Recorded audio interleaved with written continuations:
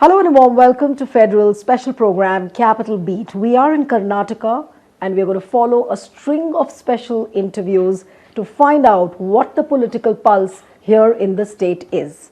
Starting with Aam Aadmi Party. Yes, Aam Aadmi Party recently acquired a national party status after it formed a government in Delhi, then Punjab, and recently it won a few seats in Gujarat. Now, Aam Aadmi Party is trying to make its presence felt in Karnataka, making promises on the lines of the Delhi model and also talking about a change and a difference which no other party has brought so far. I'm joined by Brijesh Kalappa, who's a renowned face of the Aam Aadmi Party. He's media in charge here in Karnataka, and he himself is contesting from a constituency called Chickpet. Thank you so much for joining, Brijesh. And my first question to you is that Aam Aadmi Party is making tall promises. Free power, free electricity, it's almost on the lines of Delhi model. But how confident are you that the same model is going to work as successfully as it has worked in Delhi, is going to work the same in Karnataka? Niluji, you must understand that we have not just one government, we have a second government now in Punjab, and we have almost followed the same model, like they say in law, it's mutatis mutandis, almost like that.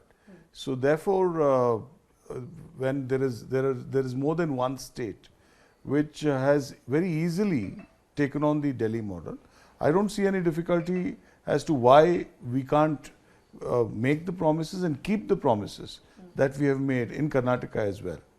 Because Karnataka, as you know, is a fairly progressive, fairly prosperous state, and resources are not that much of a problem. So indebtedness is also largely controlled. So it's one of those states where I think the Aam Aadmi Party model will really work wonders, and I think it's a fit model for the people of Karnataka in days to come. But Brijesh, why do you feel that people in Karnataka will not vote for BJP or Congress or JDS but will vote for Aam Aadmi Party? What is the main source of that confidence, if I may ask? No, I'm not saying that we are going to have a majority. I'm not, I've been in politics now for 25 years.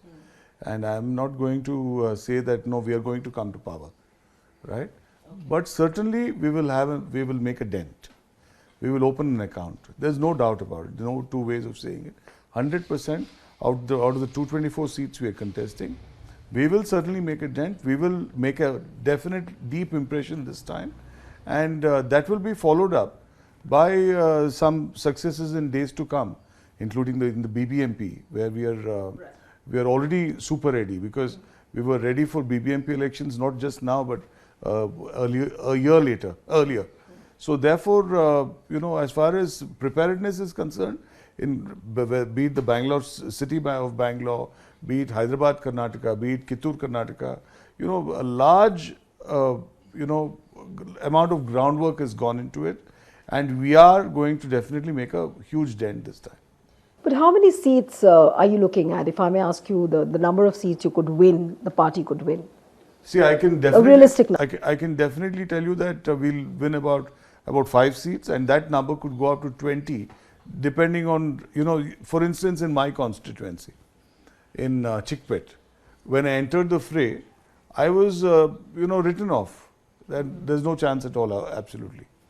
Then two things happened, that the BJP fielded the candidate who was already the MLA, and he had a huge amount of anti-incumbency, right? And he had been written off by the press, by the media, by everybody, including his own partymen. They said, no way he's going to get the ticket. And he has been given the ticket yet again, right? Now in the Congress, there are 3 or 4 dissidents, or call it what you may. And so therefore, in the fray today, I'm almost sure that I'm going to make a definite impact in Chickpet. So like this, we don't know, because it's not just a 2-cornered fight, 3-cornered fight. So 4 or 5-cornered fight in Chickpet. But why is there an impression that you don't have too many credible faces? Of course, people know you because you're appearing on the cameras and you're there in the debates. People know who Brijesh Kalappa is. But there is a dearth of credible faces in the Aam Aadmi Party if you talk about the contest in Karnataka. See, Neeruji, to be very honest, Aam Aadmi Party doesn't want or desire to have credible faces. Why so? No, I'll tell you why. For instance, in Punjab, they said when Bhagwant Singh Mann was going to be the chief minister, they said a lot of things about him, right? And finally, who defeated Mr. Channi? A boy who works in a mobile shop. He's not even the owner of the mobile shop. He only worked in a mobile shop. So people are looking at the real Aam Aadmi to represent them. So they're not looking at these very swashbuckling heroes who can go and defeat 50 people and all that. They are looking for real people. For instance, in Karnataka, we have one person who works in a hotel, right? He's what you call a waiter. Another person who works as a bus conductor, right? So these are they're the ones who are contesting. Yeah, and this is the real Aam Aadmi. And of course, we have a huge number of graduates, postgraduates, farmers, the largest, women, the largest number of women. Is this party's ultimate aim to get in people from all walks of life, whether it's a bus conductor, whether it's a farmer, or it's just a symbolic thing? Because as you said that you don't aim high, you don't have lofty objectives for Karnataka, knowing the limitations. So maybe it is a reason for the party to make that kind of a moral grandstanding that, look, we have given tickets to people who are bus conductors, who are farmers, from all walks of life. So is that something realistic? Is it a realistic agenda of the Aam Aadmi? No, you will recall the famous words of Kanshiram. He said, one election, we are wiped out. One election, we defeat X, Y or Z, right? And the third election, we emerge victorious, right? These are the famous words of Kanshiram, which have been absolutely true. And exactly the same thing is being done in Karnataka. In 2018, the Aam Aadmi Party made its debut. We only contested in 23 seats. Today, we are contesting 224, right? Whom we are going to impact, we don't know. For instance, in my constituency, I am very clear that the BJP MLA is going to be impacted by my presence, right? So we don't know who it's going to impact and what is going to happen. But I'm just saying, the next election is certainly Aam Aadmi Party's election. That there can be no two ways about it, right? So, if you're going to just dismiss us and say that no, you just given this, and it's not, according to me, the right way of looking at the success story of the AAP. Because one has to go deeper, one has to delve deeper to kind of understand what the Aam Aadmi Party is all about. And essentially, I'm being forthright and I'm telling you that there's a possibility we'll win 20 seats, right? But don't discount us, don't say that, they can be written off. In the last elections in 2018, all the candidates who contested from 28 seats, they lost their deposits. And the vote percentage, if I remember correctly, was something like 0.06%. Now you're saying that you are hopeful that the party will open its account. So, what is the exact role of the party politically you're looking at? Because when you take examples of what happened in Gujarat recently, obviously you cut into the vote bank of Congress, which obviously wasn't a pleasant thing for Congress. So here in Karnataka, who is your political adversary? Is it BJP? Is it Congress? Or if I may ask you very honestly and bluntly, whose votes are you going to chip into? No, I said we don't know. And that's exactly what I said. That, for instance, in my constituency, I am going to chip into the BJP vote, right? Okay. That's very clear. So we don't know, it depends on constituency to constituency. One may be chipping into the Congress vote, one may be chipping into the BJP vote. Ultimately, we are a national party. No, but the party lists have already come out, so there's no survey or anything which can give you a clearer picture as to which party you might end up denting. One has to go into the local, chemistry of how it's all worked out. And unless one does that, one has no idea that, it's going to be the Congress vote or the BJP. It's impossible to tell. But largely, I think the decline which we will see during these elections is largely of the Bharatiya Janata Party. And according to me, largely because, you see, usually we consider that the urban sections and educated pockets usually go with the BJP. This is what we genuinely think, and generally. And you're hoping to dent that section. So 40% of the Karnataka electorate, emerges from these sections. And therefore, we feel that there's going to be a large impact on these sections.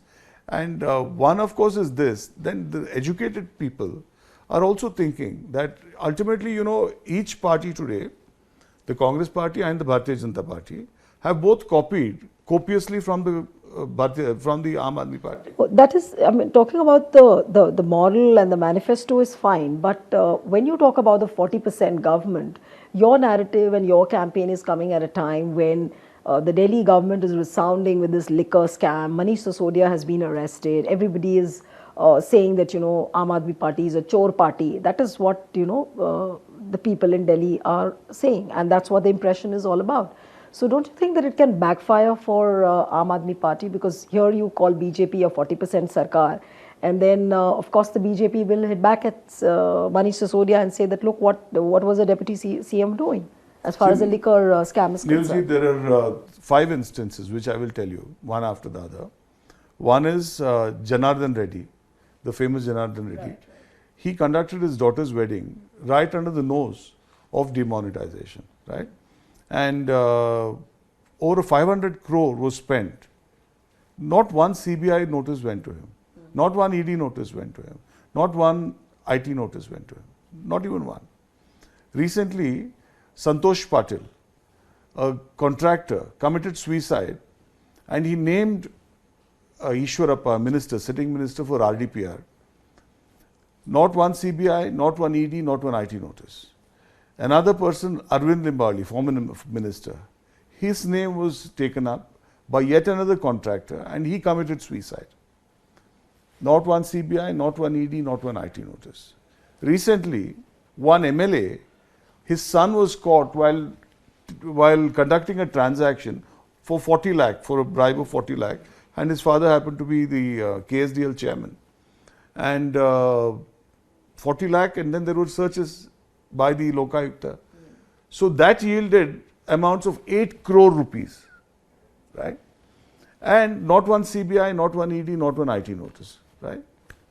Now contrast this in the case of either Jain or in the case of Manish Sisodia, right? And we are speaking in Karnataka. So these are the live facts here. Not 1 rupee seized in both Manish Sisodia or in Jain's case, not 1 rupee caught, right? Yet all CBI, ED, IT regularly. And then of course, Mr. Kejriwal has to, whenever he plans a visit to Karnataka, then immediately the CBI calls him.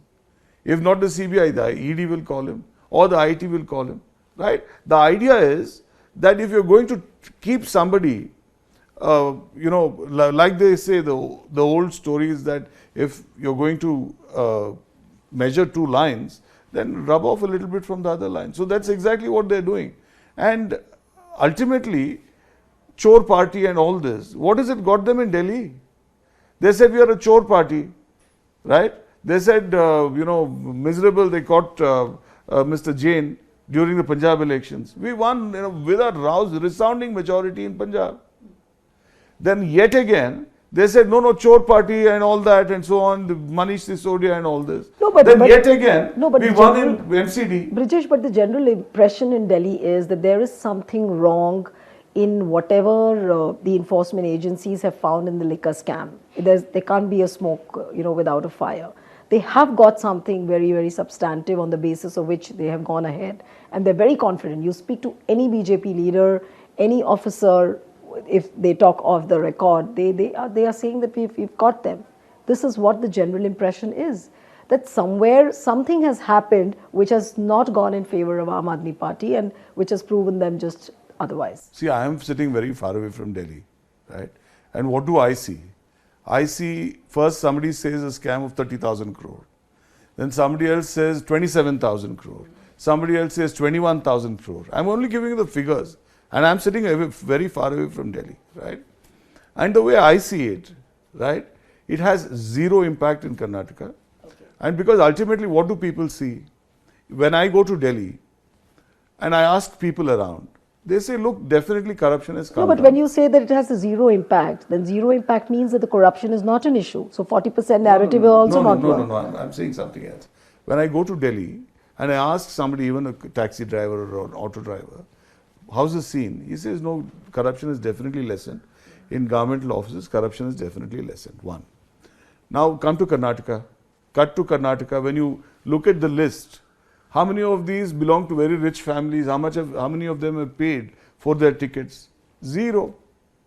Zero people have paid for their tickets. Can you imagine somebody who's a waiter in a hotel coming and paying for a ticket? Right? Contrast this with the Congress party or with the Bharatiya Janata Party. And I've been in the Congress for 25 years, so I don't want to spread muck about that party, right? But I think anybody will contrast and say, okay, how much has X paid, Y paid, or Z paid for his ticket? And everybody knows that these transactions do happen, right? So then the answer is right there. So you don't need to go into, several questions of Kejriwal and Sisodia and Jain and all that, right? The answer is very simple for the common man that, look, in my constituency, the MLA candidate who has been fielded by the Aam Aadmi Party used to be drinking chai right here along with all of us, and he's been given a ticket, right? He's not a real estate dealer. He is not some broker. He is not some, some minister's man Friday. He has not supplied X, Y, or Z to this minister or that minister. So everybody, the entire list of 224 which we have fielded are people who have just, emerged from the streets. No, you're right that the common man is becoming a stakeholder in this political process of Aam Aadmi Party. But then, there is also a feeling that when you bring in such people, they might not strike a chord with the common man also. That is also another side. That has been proven wrong, not just once, but 4 times over, right? Whether in the case of Delhi, whether in the case of Punjab, whether in the case of Gujarat or in the case of Goa. 4 times over it's been proven wrong that people want people like them to represent them. It's the concept of PLU, people like us, right? And that's the real secret recipe in the Aam Aadmi Party. That we are a party of PLU. We are people like you. But what about this factor which is becoming very prominent, that Aam Aadmi Party only has a presence in the urban pockets? What kind of a presence do you have in the rural pockets, and can you really make an impact in the rural pockets as well? No, in fact in Punjab and in Gujarat, it was proven that even in the rural pockets, Aam Aadmi Party has a fantastic presence. I must tell you that as far as Roan, where Bhagwant Singh Manji had come, and he had a massive show just 2 days ago. Massive is not the word. Extraordinary show, right? Just like that, Raghav Chadha had come to my constituency, and the response was just phenomenal, right? So I think this, while many of us, and maybe I'm making a mistake also, by thinking that this is a largely urban kind of phenomenon, I think a large section of the people realize that unless there is basic honesty of purpose in politics, I think politics is going to continue the same way, that you're going to replace a 40% with a 20%, right? And so on and so forth. And it's never going to be 0%. And people say that, no, let's be done with corruption in politics once and for all. I think people are inching there slowly. Right, but to say all this is definitely good, and it looks very theoretical also. But when on the ground you're contesting elections, you are fighting against a massive and a colossal election machinery of BJP, where you have a carpet bombing rallies, you have a star lineup of leaders, even Yogi Adityanath is coming, and all those sorts of leaders. So how do you match up to that kind of a muscle which BJP is portraying, and also for that matter even Congress? No, as far as the Bharatiya Janata Party, I must tell you that any amount of carpet bombing they do, any amount of scud bombing they do, any amount of cruise missiles they do, are not going to get them anywhere, right? I would say that if they didn't have ED, IT and CBI, and if they didn't have Modi and Amit Shah and their so-called Chanakya Neeti, according to me, they would have been down to 30, right? So with all the ED, IT, money, everything, they will come up to maximum of 60, right? So they can do any amount of trickery, right? They are not going to cross 60. As far as the Congress party is concerned, I think they seem to, because after, I'm speaking as a political observer, I think after the entry of the former Deputy Chief Minister and the former Chief Minister, I think there's a slight advantage to the Congress party. But as far as resources are concerned, I doubt very much if the Congress can match up to the BJP. There is also an option where people are saying that if there is a hung assembly this time, so are you going to ally with Congress or with BJP, whichever party gets the single largest majority? So I don't know. This will be a decision which the High Command takes. But as far as my memory goes, in 2013 we got 28 seats, and the Congress actually allied with the AAP.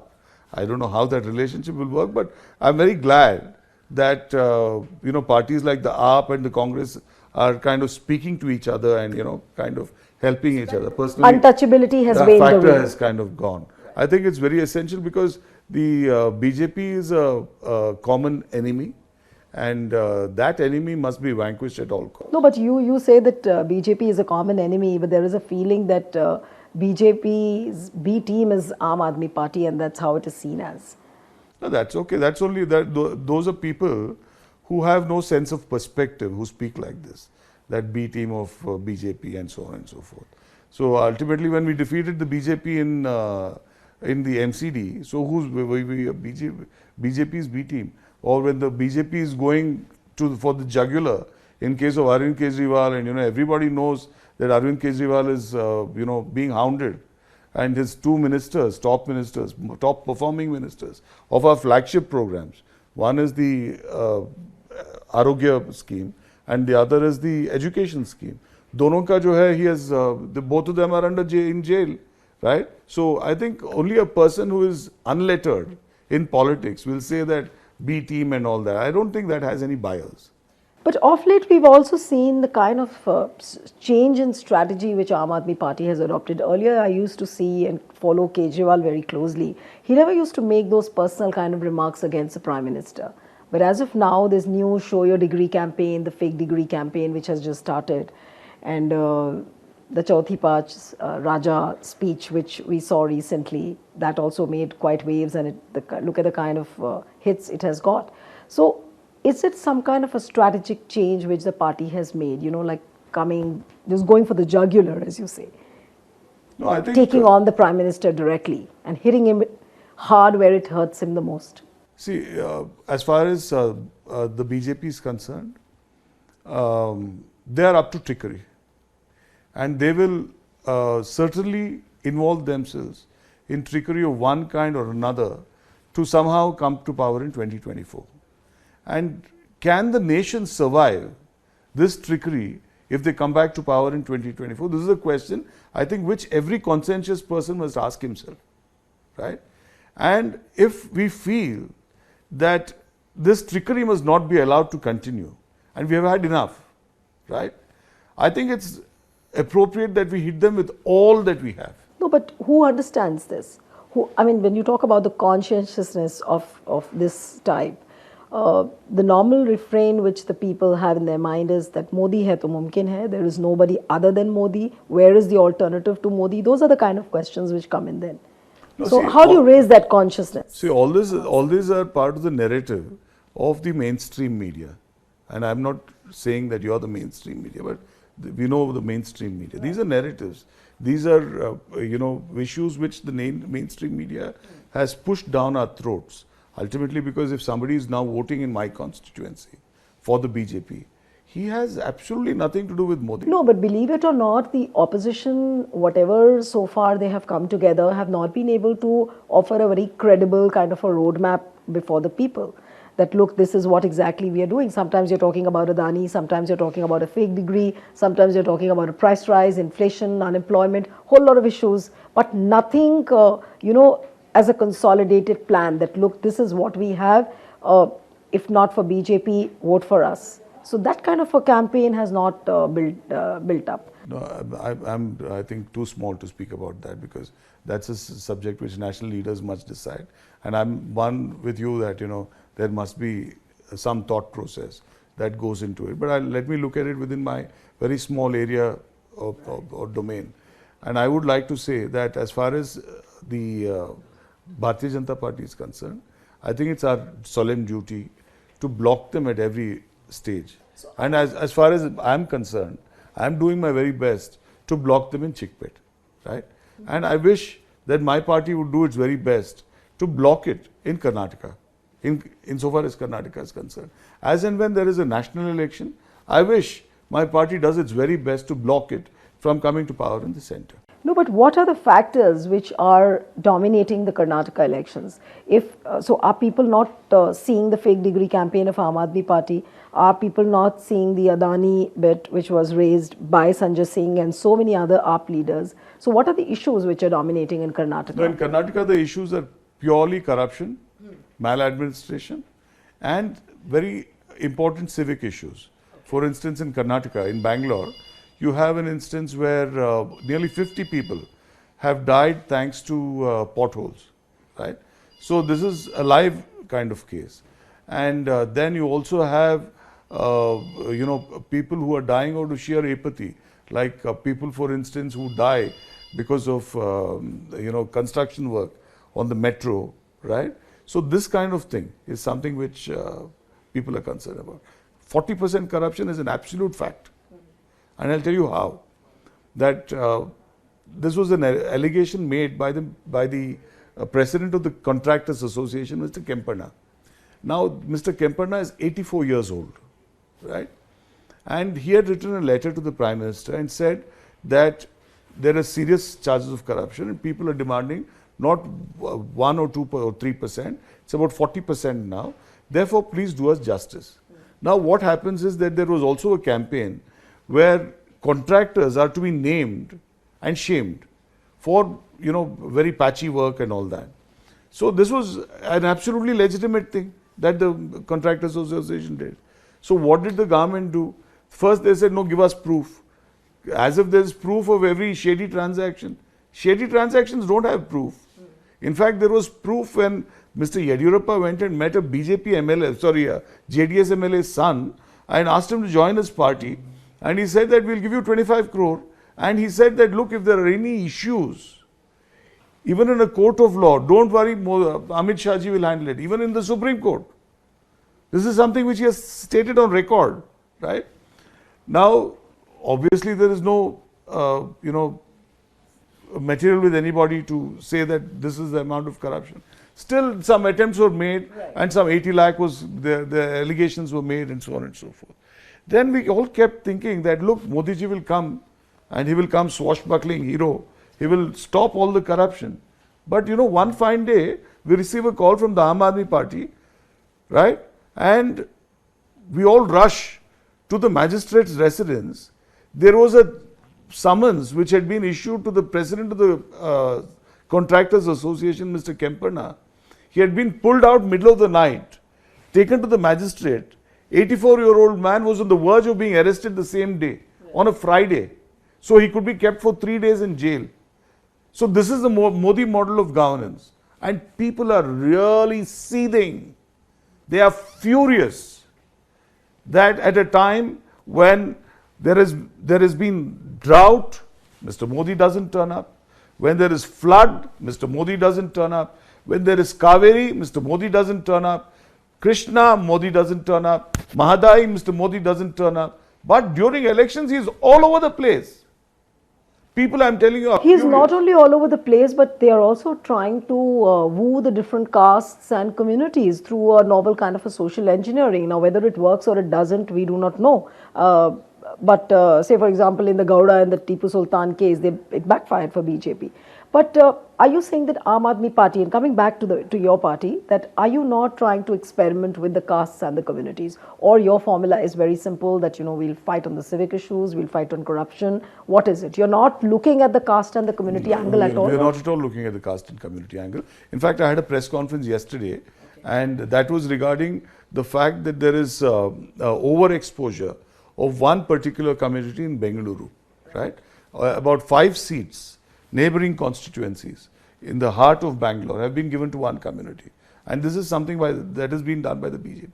So we kind of blew the whistle on that. And we said that, look, please do some social engineering. It's not possible that, major political parties don't think of accommodating everybody. This is something we did.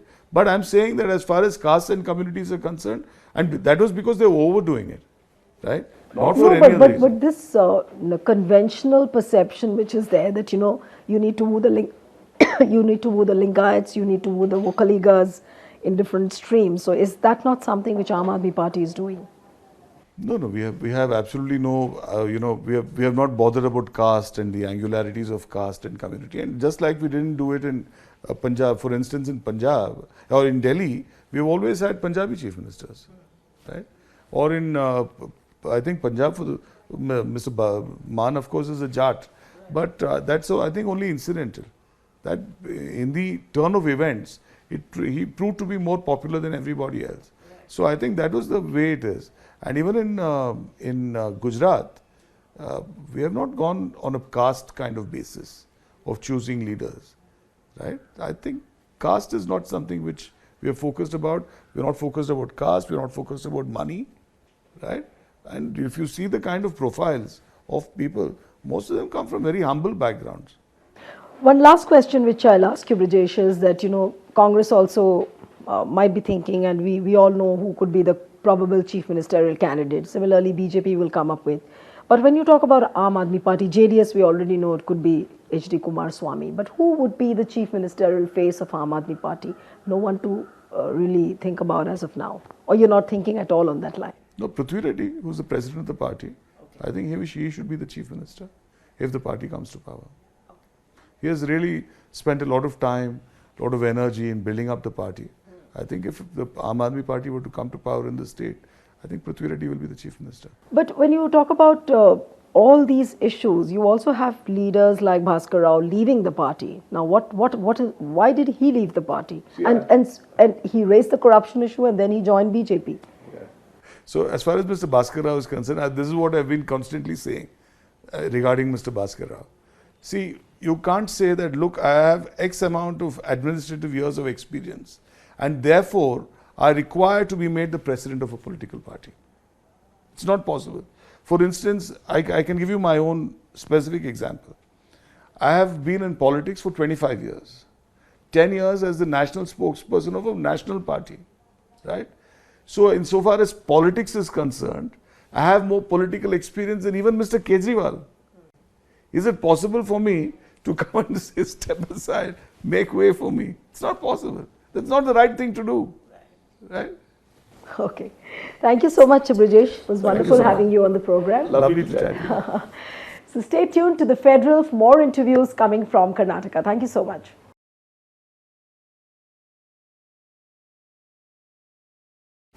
Subscribe to the Federal's YouTube page for more news and updates.